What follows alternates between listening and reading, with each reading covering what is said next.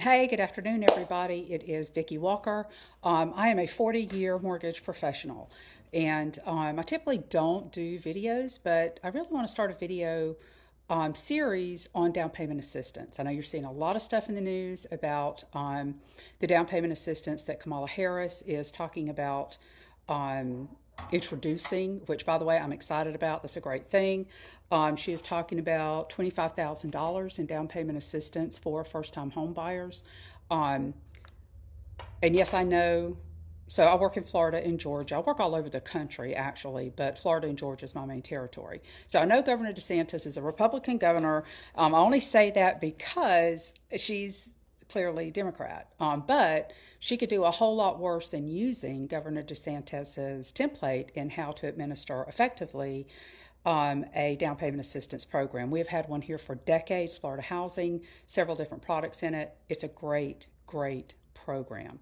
I am excited that she is talking about something for first time home buyers. Um, it is so difficult. Right now, it has never been more difficult in my 40-year career to get people qualified for their first home or qualified, period. And I mean, honestly, over 90% of the people I talk to and try to qualify, they don't qualify. Why? Money. It's either income or it's assets. Um, and that is something that as a country we have to overcome. We have to. Down payment assistance opens up so many avenues for lenders like me. And let me give you an example. So, when I'm doing a loan that has down payment assistance with it, I will take the down payment assistance and I will stack a seller concession on top of it. Right now, we're in a market where seller concessions are available to just about anyone who's purchasing a home if the seller has been coached correctly by their listing agent. That won't last forever, but right now that's the market we're in. So, with down payment assistance programs, most of them will not allow you, at least Florida Housing doesn't, and I know Georgia Dream does not either, allow you to get cash back at closing. So, if those two credits, when they're added together, exceed the cost of the mortgage, the down payment and the closing cost, you can't get that as cash back. You either have to give it back to the seller because you can't really lessen the down payment amount really because it's based on percentages and fixed amounts and stuff like that. Anyway, but what I'll do is I take that excess credit and I'll pay off debt, whether they need to have it paid off to qualify or not. I'll go ahead and pay it off, and it's a win-win situation because one, you get a customer who gets to get in their house, right? Um, they're not cash strapped because they've had money that's covering the cost of the mortgage. They're more financially secure than they were when they first started trying to qualify for the mortgage because now they have less debt. So it is a win win win. Um, she is suggesting a $25,000 program, and that's great. We'll take what we can get. But I would even suggest we probably need it to be a little richer than that. And I think it needs to be based on the average sales price of the area where the person is purchasing the home. And in some cases you would need, up to $50,000 to cover some of those costs effectively. Because if you're going to help people, right? Um, so anyway, it'll be interesting to see how it's done. Um, it sounds like it's going to be a federal program, although most states have their own down payment assistance program. So it's going to be interesting to see how that affects those state programs, which I hope it doesn't adversely affect them because we need those state programs. It would be great to have a federal program. You know, I worry because, again, I've been doing this 40 years. I have had to administer in real time probably hundreds of different products that have been rolled out over the years. And when the federal government's heavily involved, it can get hard for lenders to administer those policies, right, in a way that is cost effective. Because some of the things that the government will ask us to do as lenders, things they want us to verify, certify in a certain way, it requires lenders to purchase software systems, etc. Anyway, it makes it so expensive to do the loan.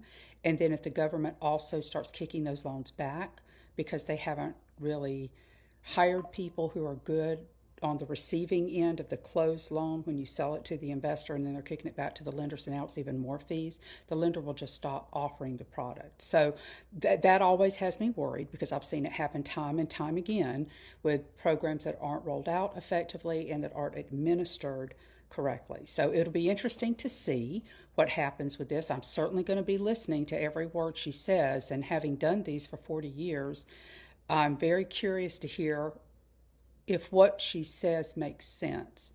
Hopefully she'll give us some detail, although I doubt it, because let's face it, it's a presidential year. We're in the middle of a very contentious presidential campaign, so probably the least she says, the better off she's going to be. She'll receive less criticism, but it sure would be helpful from a lending standpoint to get some color around what she's actually offering.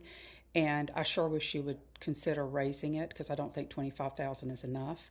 I'm sure I'm going to get pushback in the comments, and that's great. Go ahead, say what you got to say. I'm not paying anybody's bills off, yada, yada, yada. It's free money. It'll make it more expensive. Okay, I know all of that. I hear everything you're going to say. But after 40 years of doing this, there's one thing I can tell you. It is impossible to calculate the unintended benefits of home ownership. I've seen it. I know what it means for people to own a home, not only from a mental standpoint, but more importantly, at least from a long-term view, a financial standpoint. Even owning a home 5 years, especially in the appreciation environment we're at, they will make money.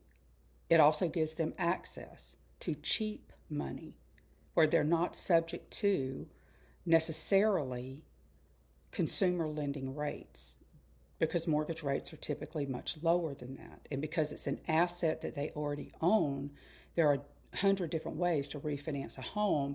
Use that equity to financially benefit yourself for years to come. And I'll give you an example. A lot of my self-employed people, every 5 to 7 years, we look at refinancing their home. Why? Because they make a lot of money. They write off a lot in taxes. They don't typically put a lot aside for retirement. And so what happens is we'll take a look at their equity. If they can afford the bump in their mortgage payment, we will refinance that loan, we will cash that money out, and we will place it in a retirement account.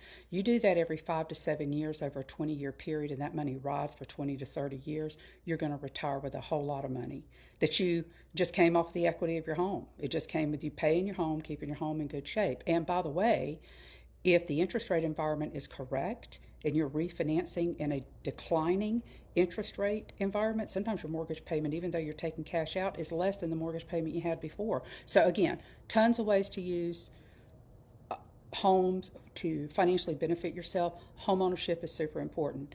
We've made it so hard for people to buy homes in the last 5 years. We have to overcome this. And anything that the government will do that makes sense, that doesn't shut a lender down, that doesn't make it impossible for us to get the money out on the street, is a good thing. It just is. So anyway, that's my opinion. Love to hear your comments. Please give me some feedback on it. And like I said, I'm going to try to do a series on this just to kind of explain down payment assistance and how it works. If it's something that you want to hear more about or enjoy, let me know, because I'm really nervous posting videos online, frankly. But, let's see how it goes. And if you are interested in having a further conversation with me, you can certainly contact me. Just message me.